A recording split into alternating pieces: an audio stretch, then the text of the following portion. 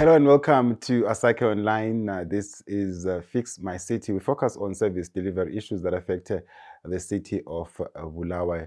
My name is Lesley. Welcome to the program. In today's program, we want to have a review of the performance of the Bulawayo City Council in looking at the councillors. We are going for elections on the 23rd of August, meaning that their term of office will come to an end. So we want to look back and see how they managed to perform from a policy perspective, service delivery issues, and some of the issues that they were raising within the local authority during their 5-year term. Some of them have been in office for the past 10 years. So I've invited to the program Mr. Khumbulani Maphosa, who's going to help us in terms of analyzing the performance of these councillors. Welcome to the program, Mr. Maphosa. Thank you. Thank you very much for having me. Like I said, that the term of office for the councillor, the 5-year term is coming to an end in a month or so.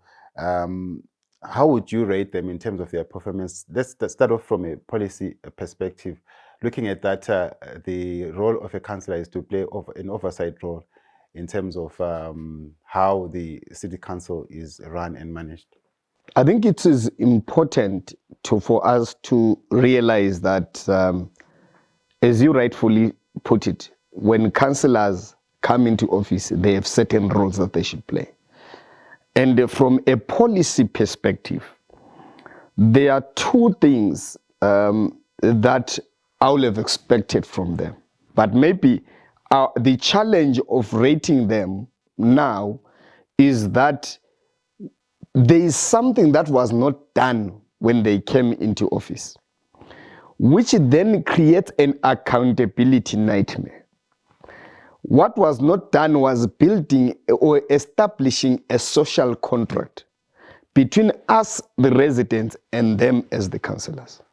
For instance, they should have come to the residents and said, residents and stakeholders, what do you want us to do in the next 5 years? What are the policy gaps? What are the policy issues that you want us to address? And then they go for a strategic plan. Fortunately, they went for a strategic plan. When they had planned, they need to bring the strategic plan to these stakeholders. Unfortunately, they didn't bring the strategic plan to the stakeholders. They didn't make it public. Right. So that's where the problem then starts from. So from a policy perspective, I'll start from there. That they did not have a strong policy foundation upon which they can measure themselves and they can be measured on. If, yes, they did the strategic plan, but doing a strategic plan on your own as an implementer and keep it to yourself is not important, because the hallmark of democracy, especially now that we are talking of councillors that come from a movement that claims to be democratic, is that they should be held accountable. So that's where the fundamentals is. So I will say, I'll respond to your question in two ways. And say, to me, they missed the mark in terms of creating an environment, a strong policy environment that makes them to be held accountable. That's the first thing. Number two, I will say they had a mandate of also holding the executive accountable. That is one of the mandate of the councillors, to hold the council staff, that is the executive, accountable. If you look at the state of service delivery in the city, it leaves a lot to be desired, whether they really did their mandate in terms of that. But lastly, they also had a mandate to push for policy change, especially the issue of devolution of power. The issue of devolution of power, yes, in terms of policy, in terms of lawmaking is parliament, but the devolution benefits the council. So we should have seen the fire being lit by the councillors, so that when it's lit by the councillors, it then burns the members of parliament, who transfer the power, the fire to the national executive so that we get the law. But the councillors were so silent, as if they never knew that there is anything called devolution of power or an enabling devolution act that should be done. So in that manner, they failed. Apparently, the majority of them were coming to us as the residents and stakeholders and say, please put pressure. And our question was, why did we elect you if you want us to put pressure for you? If you can't put pressure, then you rather step down. There was also an issue where some stakeholders or residents were now blaming them for, instead of playing an oversight role, they were more like rubber stamping whatever the council management was implementing, which then put them in collision course with the residents. That's the problem that we are having in the city, where the problem where people want you to be like their PR. They always want to parrot each other. If you, I know you follow the media. There is a story that came out on the weekend on the issue of civic honors, for instance. And one of the people that was nominated was said one of the reasons why they were denying her the opportunity for civic honors was that she actually said something like negative against council. And my question is, oh, so you expect all of us to come here and always like parrot you, clap for you, and be like bootlickers? That's not the case. It does not mean there is an infighting in council when council and management are at loggerheads in terms of opinions or policy or decision making. It actually means there is a healthy democracy. It means there is passion, there is creativity, and there is innovation.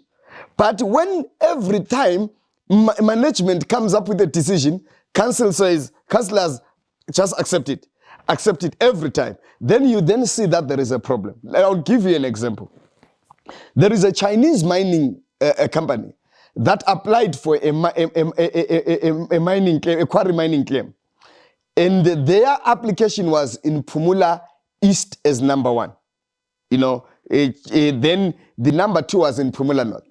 But a resolution of council said they should be given in Phumula East. But that company went on to mine in Phumula North. When personally I was involved in trying to push for that, to say, no, there is something wrong here. But the councillors were saying, I'm wrong. But I was following their minutes. Right? They couldn't even see that when management eventually allocated, it allocated where they made a mistake. Because the idea is, let's always parrot each other.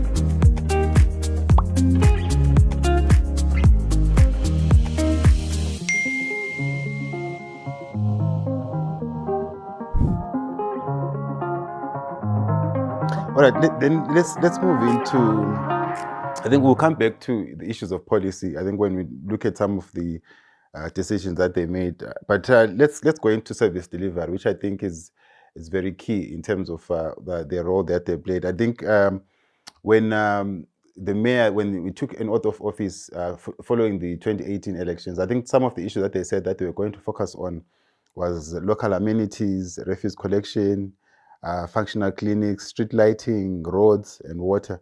But I think these are some of these service delivery issues that have remained a challenge even up to today.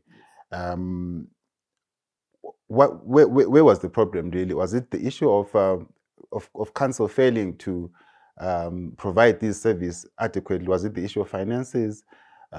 Where would you locate the problem in terms of them actually fulfilling the promises that they made, that they will ensure that these issues are attended to and they are addressed? I will say something, Lesley, to you. When the mayor came into office, I wrote him a letter. It was, if I'm not mistaken, it was a 3-page letter or 2-page. That letter raised issues of critical concern in terms of breaking down of the social contract in the city.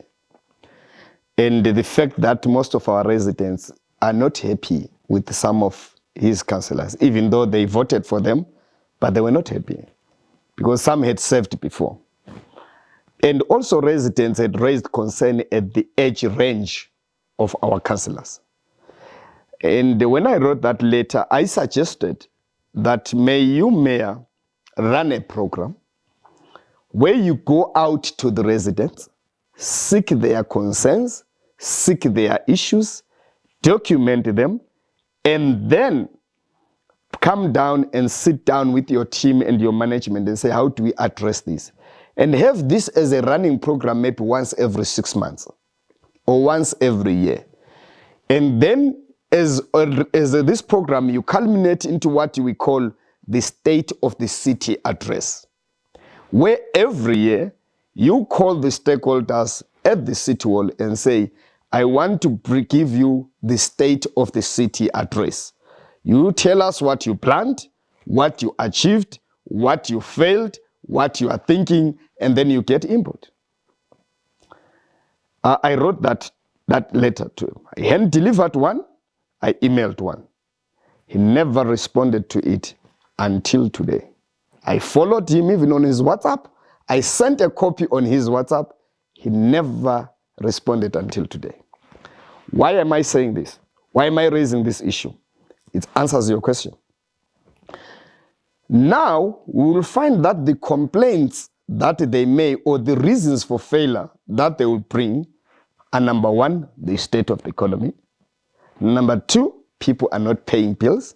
Number three, ZANU-PF, because of centralization of power. Those are not the reasons, right? You know, the problem with us Africans is that every time we fail to do something, we don't look inwardly and blame ourselves. We always look for an scapegoat. We always look for other things that we can blame, right? If you look at the reasons that I said will be told as the reasons, when they came to power or to office, residents were not paying. So it's not a new thing. When they came to office, centralization power was already there. It was not a new thing. When they came into office, the issue of the economy was already clear, right? That the economy is beginning to spiral. So it was nothing new. So my question then is, why are you blaming things that when you came into office were already in place? Did you plan to circumvent these issues? Did you at any point say, I intended to do this, but there are these factors that are making me fail. For that reason, I'm resigning, because it means I'm not for this time. You didn't do that. So when the councillors didn't do that, they should not blame other issues. Who should they blame? They should blame themselves, right? It is themselves that are wholly to blame. Why am I saying it's themselves that are wholly to blame? They failed to bridge the gap and build a strong social contract between Bulawayo City Council and the residents. That's the first thing. Number two, they fail to accept innovation and the new ideas from the residents. You look at the issues of budget consultations, for instance.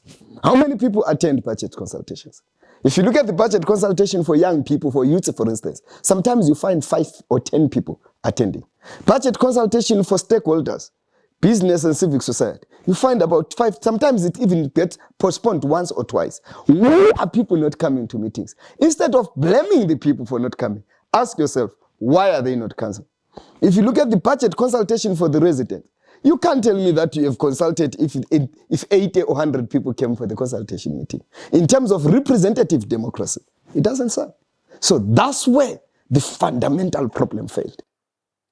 But are we also not to blame as residents or stakeholders in terms of playing also a role in terms of ensuring that the people that we elected into office to represent us, they actually do their job? Like you just mentioned that people are no longer attending consultative meetings at whatever level, at whatever stage.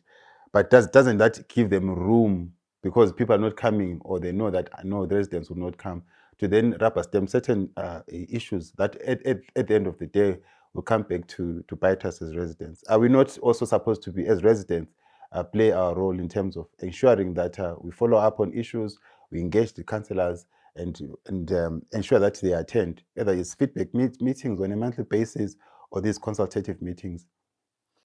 You know, that's a very long discussion for another day. But in brief, I'll just mention two things. Number one, people didn't vote for the councillors.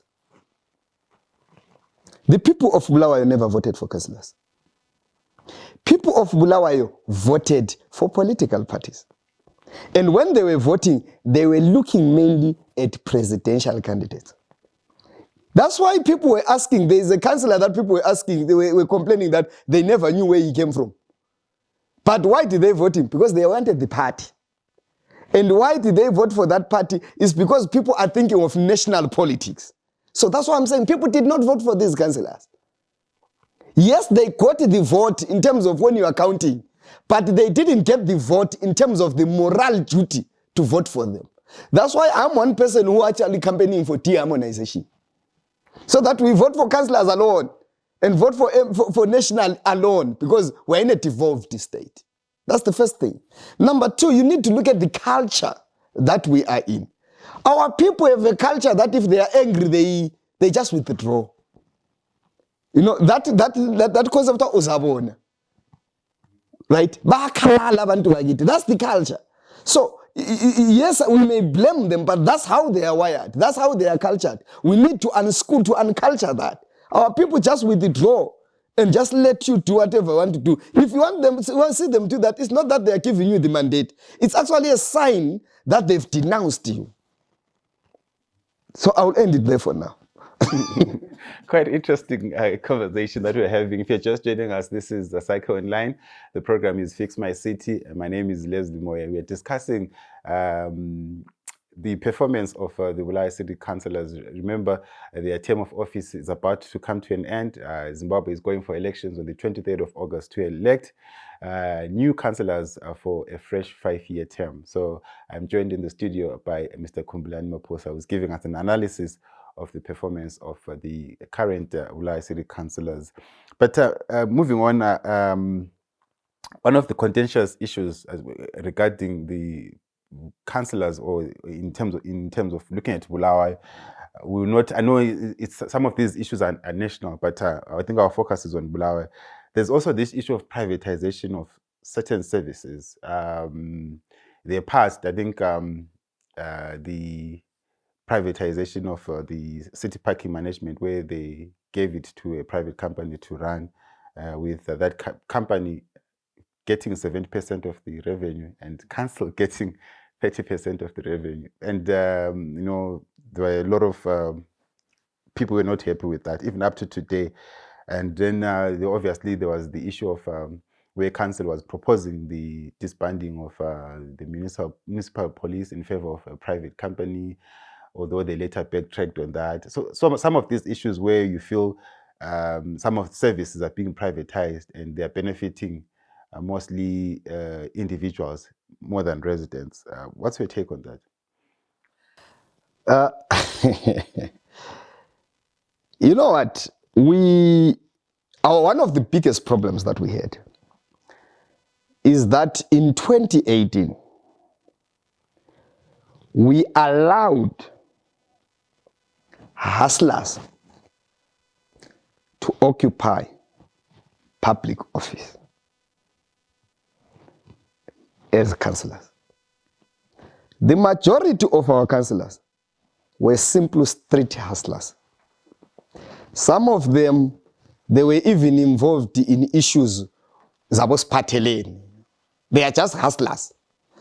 So when you have that, then the problem is that instead of making a policy decision, you make a hustler decision, right? You know, council is not a wonder feed. Council is a haulage truck, right? If you are turning a wonder feed, Lesley, you have every luxury to turn it 360 or turn it in any angle it will turn. No, you may be going that way, you just turn 180, you go the way, it will take the next lane. The Wonder Fit has that luxury, right? That's what you do when you are doing hustling. But when you are turning a haulage truck, you need to be calculated, you need to be steady, and you also need to make sure that you have enough anchor space. If you turn a haulage truck like a Honda Fit, you will derail it. That's exactly what they did. A lot of services have been privatized. For instance, there is something that people are not talking about in this city, the privatization of waste, for instance. Right? You're talking of parking, privatization of waste. Remember Ekodini Mall, still an issue that is still unsolved, which some of them were saying they're going to solve, right? Yeah, all that. There's also the issue of beer gardens, which were privatized, right? All that is something that is in the public domain. But why did we reach that level? It's because you did not put into office strategic thinkers who sit down and say, where are we failing? Right? Where is the failure? But all that they think of is, this thing is not moving. So what should we do? Privatize. Because some of them are looking at the opportunity of being part of it. Right? That's what I'm saying is hustlers. A hustler always looks at an opportunity. There's a funeral. Where can I eat there? So that's why we had a serious problem with those councillors. So we should have thought of that. And I'm telling you, let me give you an example of if you look at the current council minutes that came out this last council meeting. Council signed 2 MOUs previously with companies on waste to energy generation. Those companies, I doubt whether they've ever worked on 1 kg of waste. They've never done it. But if you look at the council minutes, recent council minutes, I think there were 2 or 3 more that they are seeking for MOUs. And council is endorsing it. And my question is, come on, are we serious? So this is the kind of thinking that we need to look at. Right? So the issue of privatization is a serious matter. I remember I once went with some youths to engage one councillor. I don't want to mention the councillor. And said, we have a park in our community. This park is already dysfunctional. What is council doing? Do you know what the councillor said? No, you should be coming to me and say, lease us the park so that we revive it and then we charge people to come into the park and then the park will be revived. And you will also make money. Is this the kind of thinking that we now have in our city? Where even public infrastructure, all that we're thinking is privatized. In their mind said, privatization is the answer. But that's not the truth. This city was not built by privatization. There is a space for privatization, and there is place for public ownership. You touched on Ekodini, and I think one of the ways of judging the performance of this council is in some of the major projects that they undertook. Ekodini has remained a contentious issue even up to today. Is it not going to be a problem even for the coming council to say you cannot judge us on that because that is not our project, we found it like this? So some of these issues, obviously we speak of even some of the major roads that some of the government ended up taking over, and although there were issues also on that particular front, but we still have Ekodini. Lesley, it is still outstanding. If you decide to marry a woman who has her child from the previous relationship, you are marrying her, she brings her child to the marriage, right? And then you don't take that child to school, you don't clothe that child, and then when I'm judging you, say you don't judge me, it's not my child. Hey, in our culture, Lesley, you marry the woman and you marry her child. Right? So if you take the responsibility, not marry the child, sorry, you take the responsibility of the child, right? Exactly. Exactly. So if you come in, whatever project is there, you who came in, we will judge you on it. Because it is the child of the office that you are occupying. We don't care who began it. You have a duty to make sure that it's either completed or it's renegotiated. Why did you come in when you knew that there were children born out of wedlock? so the Egodin and all these other outstanding projects, to me, are children born out of wedlock. And if you really love this lady, also take care of the children born out of wedlock. You have no excuse. Mm-hmm. But also, I hear your point very well. But also, I think some people might say that we are being too negative in terms of how we are reviewing the performance of the councillors. But I think they also operated in a very difficult time. Obviously, there was the COVID-19 pandemic, which also affected a lot of in terms of service delivery, revenue collection. But I think also maybe we can say maybe on the housing front, they did manage to provide some housing, or obviously through partnership with private contractors. But what would you say that is a tick for them in terms of managing to provide? Let me start here, Lesley. COVID is not an excuse. I have a problem with Africans. Why do you always blame things? Are we the only ones who are affected by COVID? No. We're not the only ones. You know what? Let me give you an example. If there is no rains, we say there is in Africa. We say there is a what to call this? There's this word that I hate, which we always use. Now we're saying there is a what? Crisis. There is a drought crisis. If there is too much rains, flooding crisis. So you're always blaming a crisis. A crisis is an opportunity for emergence of leadership. Leaders are born in crisis. A crisis is a furnace that gives birth to leadership. So whether there is COVID, there is no COVID, I don't care. If you say you are a leader, show me your leadership qualities in the midst of crisis. You don't show me your leadership crisis in a party where we are eating and enjoying. Show me your leadership crisis when we have a problem. I actually happy that there was COVID, right? Because I wanted to see the kind of leaders that I have. Will my leaders rise to the occasion? So whatever, even is the economy, it's okay that is there, the economic crisis. It's an opportunity for leaders to what? To show their mental, to show their crown that we are indeed what? Leaders. If you are laid off from work, you don't go to your home, to your family and start crying and say, hey, I'm now unemployed, we don't have food. And you come up with a plan. Why? Because you are a leader in that house. So I wanted to see leaders. Right. Then someone, to address the issue that you're saying, that someone may say we're negative. Right. You know what, Lesley? Yes, I understand that we should look at things from both sides. But when there are too many negatives than the positive, what should we do? We end up looking at what is there. You know, it is what is glaringly there. That is what we are seeing. That's why essentially the comments become what? More negative than positive. If we look at the kind of candidates that we have for this 2023 election, even their own internal systems rejected them. Because remember, these councillors in their party, they say they go through confirmation. So they went through citizen confirmation. I think, if I'm not mistaken, close to 70% of those that were not there were rejected. Why? It shows that the people are not happy with them.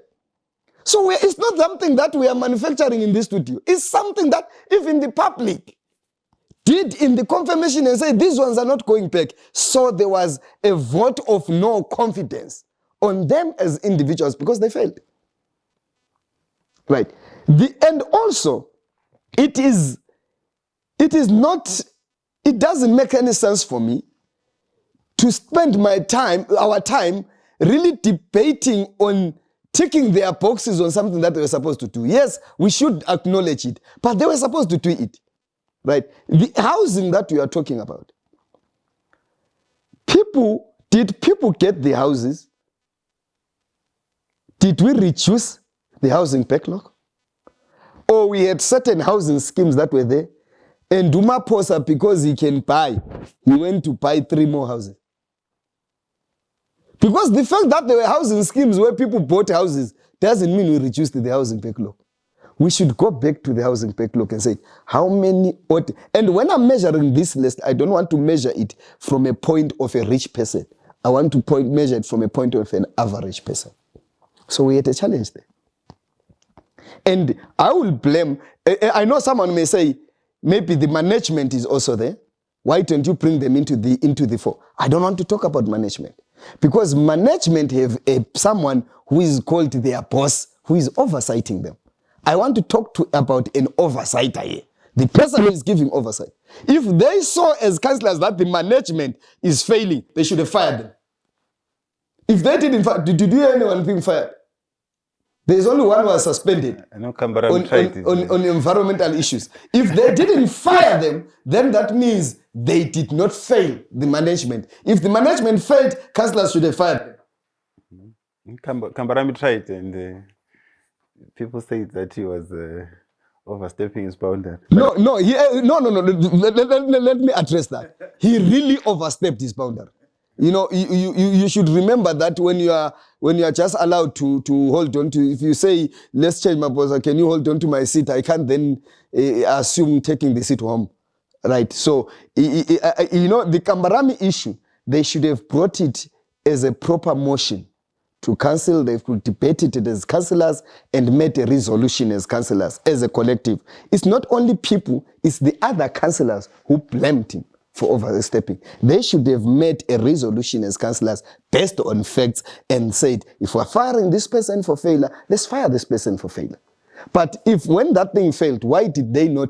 In fact, they renewed the contract for the person. The contract expired, and in fact, they renewed it before it even expired. Why? It means that confidence in this person. So now they can't come to me and say, no, don't blame us. Blame the town clerk and his management. No, you renewed their contracts. So if you renew their contracts, meaning you are happy with their performance. So if I see anything wrong, I don't blame them, I blame you, their bosses. As we wrap up our discussion, we have an election coming up. Like you mentioned that in the past, people were voting for political parties and not individuals. Are we not likely to have the same issue again? Are we not going to sit at some point in the future discussing the same issue? Because the way that we vote in Zimbabwe, and in terms, if given an opportunity, what kind of criteria should we use as residents to vote in people that are going to represent us for the next 5 years? You know, the truth is Zimbabweans have selective amnesia when it comes to elections. And Zimbabweans, when it comes to elections, they are just bifocal. They are just looking at two parties, Triple C and ZANU-PF. That's the kind of behavior of Zimbabweans. And the people of Bulawayo are even worse than the rest of Zimbabwe. When it comes to elections, they then become focused on one thing. They always look at their Triple C. So we may get to that problem again. What we should do as the people of Bulawayo is when we are voting for councillors, let's vote for people. I am praying, wishing, and hoping to get a hung council. Right. A council where you have representatives of Triple C, representatives of ZANU-PF, representatives of ZAPU, representatives of that party. I think there's another one called DOP, if I'm not mistaken. MRP, if it's there, all the other parties. If we get 29 councillors, if we get even 10 parties, I'll be the happiest person. Even independents. Let's get them there. Why should we get them there? One, it will promote accountability and transparency. Because if you have members of one political party, whoever is senior in that political party will always get their voice respected. Because if you don't, I'll discipline you in the party. For instance, look at what is happening with Triple C right now. They have already, we haven't voted, but they already have a mayor and a deputy mayor. That's the kind of, so it will not be about quality. How if I'm there, I'm one of the candidates, I'm there, I have the qualities. I'm no longer there. Already there is a selection. The eggs have not hatched, but you already have said, from this one we are going to give a cock, from this one we are going to have a hen. How did you see what is inside the egg before you even look at the hatching? So I have a serious problem with that. But if we have a wrong kind of council, that's when leadership will emerge. That's when robust debate. You go to those full council meetings. Sometimes it's such a shame and an embarrassment because they last for 30 minutes. But if you look at the agenda, there are issues that should be debated. Right? But that's where robust debate will happen. That's where innovative ideas will start being generated for the betterment of the city. Right? So when we are voting for councillors, let's not vote for political parties. Let's vote for individuals. Let's punish those that have failed, even if they are from our best and our most popular parties. Let's punish them. And let's bring these other minor parties into the fore. Let's bring them into the idea. They have ideas. That's when our city is going to go ahead. Remember, this is not like we are in this marriage, this one man, one woman marriage that you can only have this one, you can't have another one. No, this is a polygamous marriage.